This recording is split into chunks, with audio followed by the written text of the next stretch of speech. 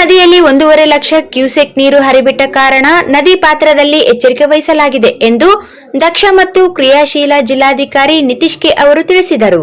ಅವರು ವಾಹಿನಿ ಸುದ್ದಿ ಸಂಸ್ಥೆ ಜೊತೆಗೆ ಮಾತನಾಡಿ, ಮಹಾರಾಷ್ಟ್ರ ನಾಡಲ್ಲಿ ವ್ಯಾಪಕ ಮಳೆಯಾಗುತ್ತಿರುವ ಕಾರಣ ಆಲ್ಮಟ್ಟಿ ನಾರಾಯಣಪುರ ಜಲಾಶಯದಿಂದ ಕೃಷ್ಣೆಗೆ ಹೊರಹರಿವು ಹೆಚ್ಚಾಗಿದೆ.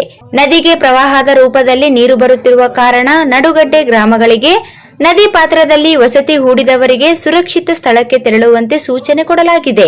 ಲಿಂಗಸುಗೂರು ಶೀಲಹಳ್ಳಿ ಸೇತುವೆ ಭರ್ತಿಗೆ ಕೆಲವೇ ಅಡಿಗಳಷ್ಟು ನೀರು ಸೇರಬೇಕಾಗಿದೆ.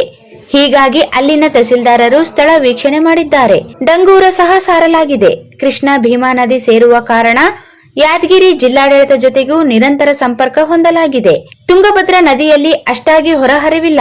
ಆದರೂ ಕೊಪ್ಪಳ ಜಿಲ್ಲಾಡಳಿತದ ಜೊತೆಗೆ ಮತ್ತು ನೀರಾವರಿ ಅಧಿಕಾರಿಗಳ ಜೊತೆ ತಕ್ಷಣ ಮಾಹಿತಿ ಪಡೆಯಲಾಗುತ್ತಿದೆ.